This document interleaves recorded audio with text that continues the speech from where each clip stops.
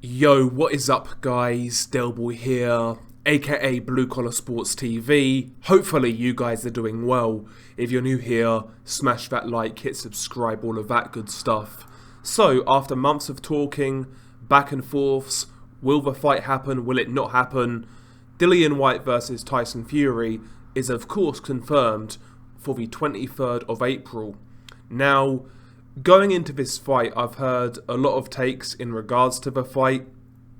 Essentially, people are writing off Dillian Whyte. Now, I have to preface this. I make Tyson Fury a favourite. He is the rightful bookie's favourite. And when it comes down to it, I will pick him to win this fight. And he should win this fight if he's on his A game. No doubt about it. However, I've seen the narrative from, not really Tyson Fury, he seems to be taking Dillian Whyte seriously, at least from what he's saying, but mainly in regards to Tyson Fury fans. They seem to be taking Dillian Whyte a little bit lightly, acting like this is a complete foregone conclusion for Tyson Fury, and that Dillian Whyte poses no threat whatsoever in that ring. I have to say, I would disagree with that narrative. Again, I make Fury a favourite and I will pick him to win this fight. I'll make my feelings clear right there. But I don't necessarily agree that Dillian Whyte has no hope whatsoever. And honestly, I would hope that Tyson Fury doesn't get on board with that narrative, that all he has to do is turn up and he wins. Again, he said the right things, which is good from his perspective, but to me, this fight right here against Dillian Whyte is what I would describe as a banana skin. It's a fight in which he should win, but Dillian poses enough threat, enough power to make it a hard fight, and if Tyson Fury isn't fully committed, or he turns up out of shape, etc., there's every chance he could lose this fight. I'll put it to you like this, the narrative I've heard building up to this fight is that Dillian Whyte is some sort of Buster Douglas type underdog. I completely disagree with that narrative. I'll say this right now. If Dillian Whyte were to beat Tyson Fury, let's say he catches Tyson Fury, knocks him out with a left hook, whatever. Let's say that happens. Would you put this up there with the likes of Buster Douglas beating Mike Tyson? Absolutely not. Would you put it up there with Oliver McCall or even Hashim Rahman knocking out Lennox Lewis? I wouldn't personally. Would you put it up there with Michael Bent knocking out Tommy Morrison or Ross Purity knocking out Vladimir Klitschko? If Dillian Whyte were to win this fight, I would describe it as a minor upset, but I wouldn't put it on the same level as some of the fights I previously mentioned. What about Jimmy Young beating George Foreman? Would you even put it at that level? I know Jimmy Young was a really good fighter, but still, George Foreman was expected to win that fight handily. Never happened. Again, so listen, there's been bigger underdogs in heavyweight fights previously that have overcome the odds due to a variety of reasons. Lennox Lewis, of course, in particular, in that fight with Hashim Rahman, the first fight, was overweight. He turned up in South Africa very late, didn't take it seriously, and he got knocked out. Mike Tyson, of course, partying in Japan, fucking God knows how many women, and look what happened. He got beat, he got knocked out. Shit happens. And I see a similarity here with Dillian Whyte. Listen, if everyone's at their best, Dillian Whyte won't become a heavyweight champion. He doesn't really have a skill set. But on any given night, if he's fighting somebody who is half-cooked, not prepared, not in shape, etc., he always has a chance. He's quite resilient.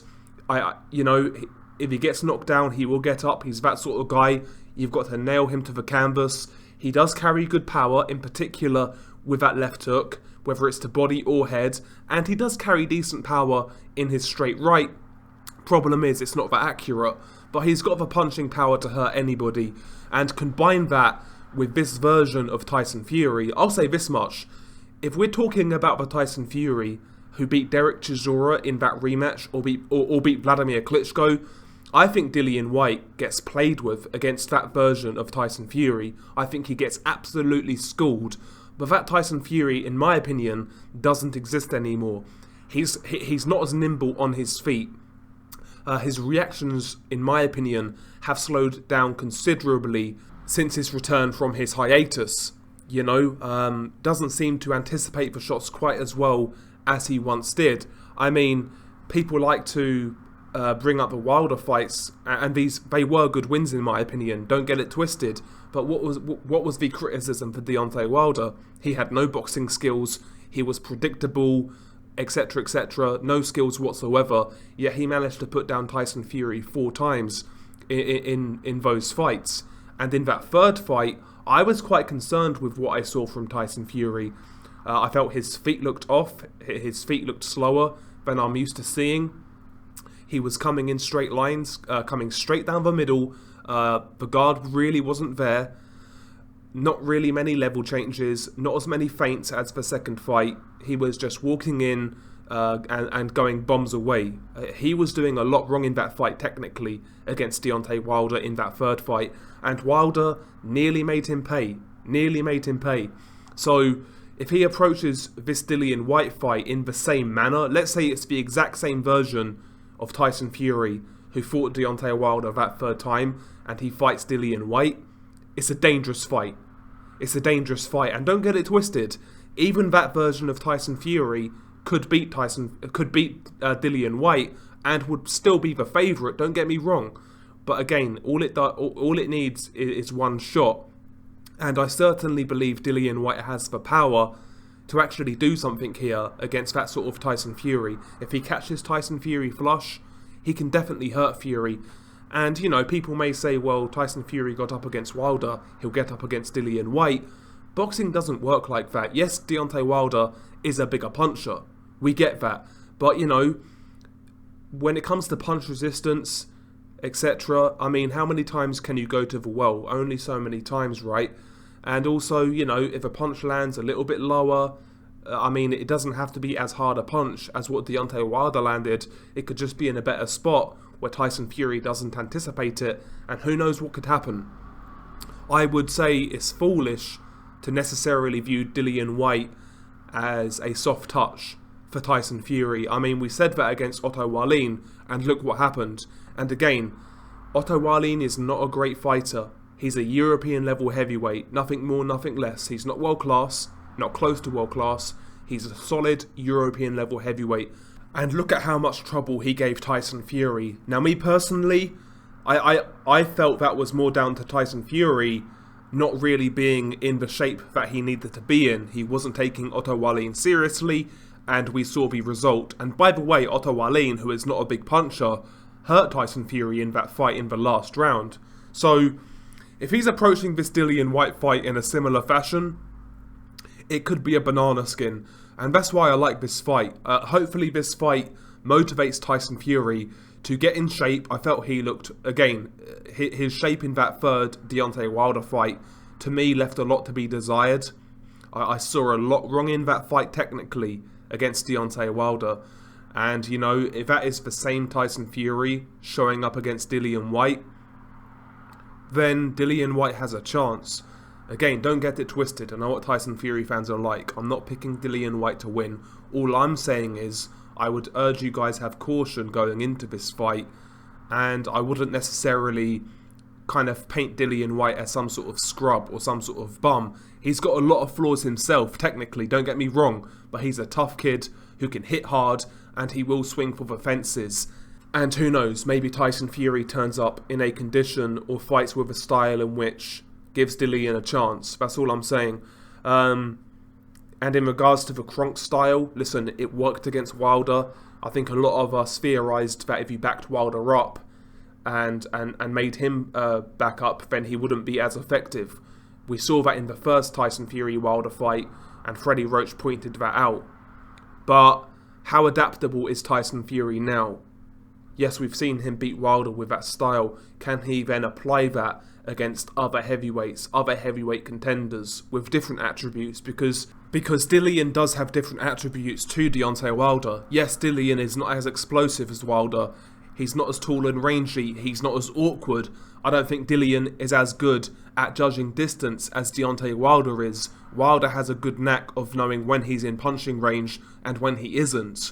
So, Deontay does certain things better than Dillian Whyte. But Dillian does have a better punch variety. He's got a more eclectic base of weaponry in his arsenal. He's better up close than Deontay Wilder, no doubt about it. He's better on the inside. Not saying he's a great inside fighter, but he's better than Wilder on the inside, and he's very dangerous at mid-range with those hooks. So Dillian poses different problems than Deontay Wilder, and who knows, when you combine these two styles, who knows how it's going to play out, especially this new Tyson Fury, because again, he's still a very good fighter, but I don't think he's not the same athlete he was when he fought Klitschko, when he fought Chisora in that second fight. He is not the same athlete. Look at those fights and look at the fights recently with Tyson Fury. Compare the two different Tyson Furies. To me, that version of Tyson Fury was far more... his reflexes were far more impressive. His foot speed was better. His movement in general was far better. And his defense was better, in my opinion. So we shall see. But again, all I'm saying is... I think it's premature to write off Dillian Whyte as a no-hoper. I mean, people are acting like Dillian Whyte is flipping Alex Leopai, for example. Listen, he's much better than that. Listen, again, I've had my criticisms for Dillian Whyte. You guys all know that.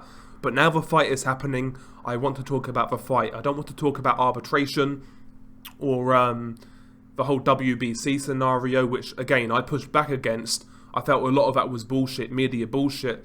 But listen, the fight is happening now, so let's talk about the fight itself. Let's not talk about these promotional antics and all that shit.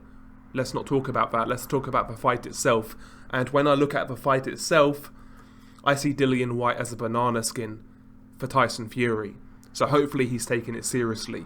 What do you think, though? What do you think? Am I giving Dillian Whyte too much credit? Or like me... do you believe Tyson Fury needs to take this one seriously? Share your thoughts below. Been your guy, Delboy. Peace.